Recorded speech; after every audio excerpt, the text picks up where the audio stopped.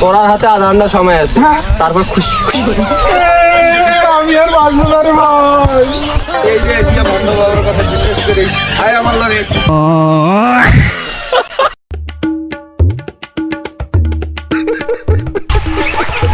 তাহলে তুই এখানে থাক, আমি সাধু বাবার কাছ থেকে শুনে আসি। अभी मजा आएगा ना भिड़ो। ও বাবা, ও বাবা, ও বাবা, ও বাবা, এ ভাই এদিকে কি বাবা গেল? হ্যাঁ ওই যে বাবার কাছে নিচে আছে।